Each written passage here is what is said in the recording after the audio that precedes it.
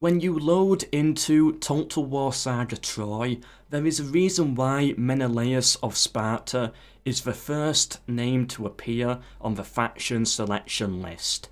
And there is a reason why the Creative Assembly allowed us YouTubers early access to cover him first. Simple answer is, he is where the story truly starts. It all begins when Paris, Prince of Troy, arrives at most likely Menelaus' palace, acting as if on a diplomatic mission.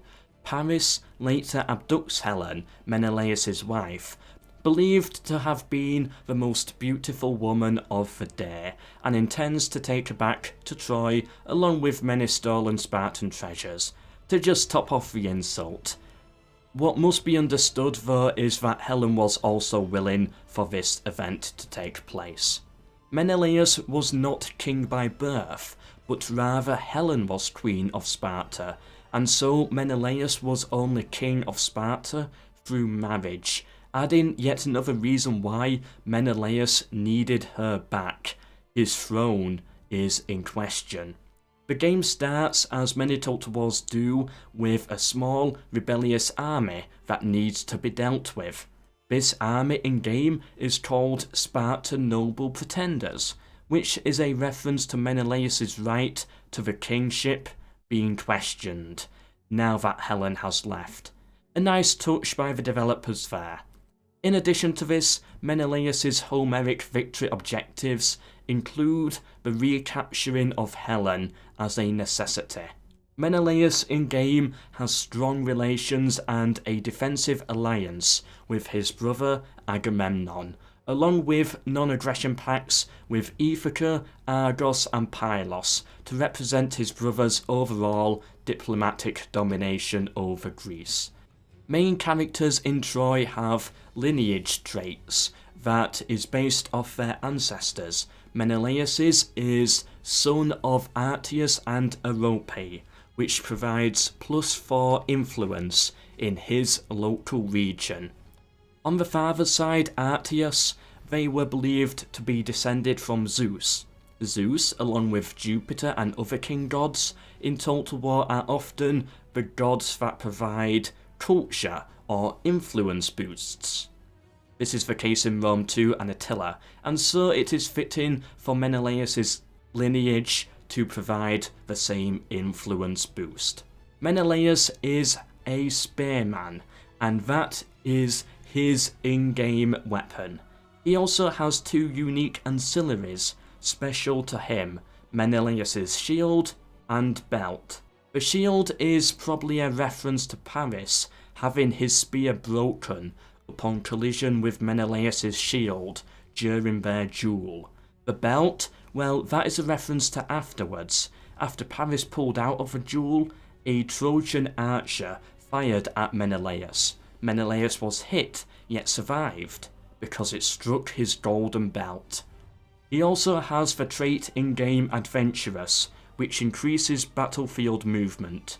Menelaus was not the heavy man some of you may know in the film Troy, nor does he die at all during the war. It is believed he could certainly have been very agile and physically fit for the day. But back to Sparta now, the faction. There's 2 starting settlements, Sparta and Oitlon, modern day Oitylar, known in Homer's time as Oitylus. Wow, I pronounced those wrong, I can say that for certain.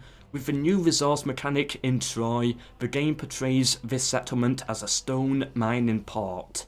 The village is certainly along the coast, however I struggled to find any reference to stone mining. There's a lot of rocky cliffs around if you search it online, so that may be a reference to it. Remember, the series is not always about true historical facts.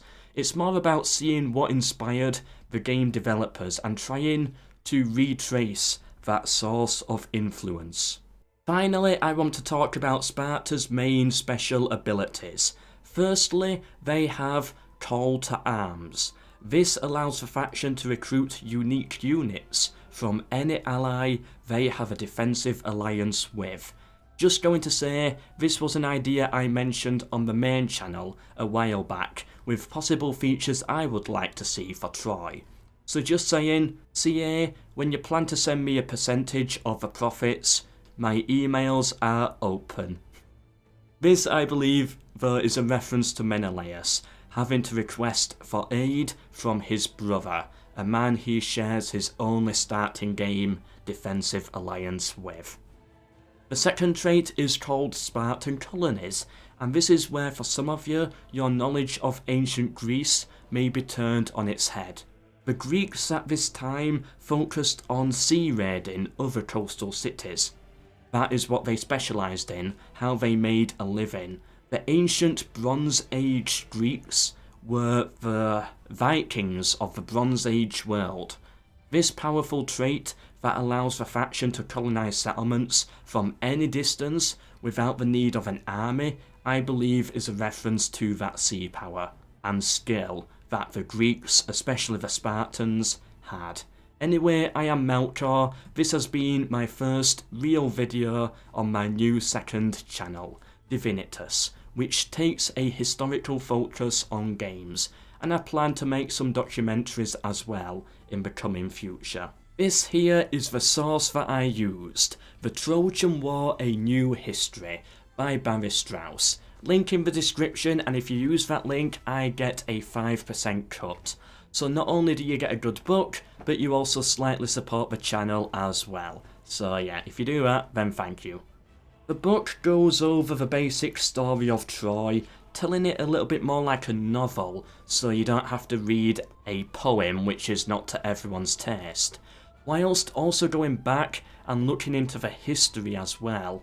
What could Homer be interpreting when he says certain mythological based things? Much like what I do with this series, interpreting what the developers are showing us in game and trying to find the historical background behind it. But anyway, that is all for today. Subscribe for more. I'll be covering Paris the same way, same time on Friday, so check that out too. And again, same time on Sunday, covering the accuracy of the gods in game. Oh boy, that's going to be a fun one. Also, please do share with anyone else you think may be interested.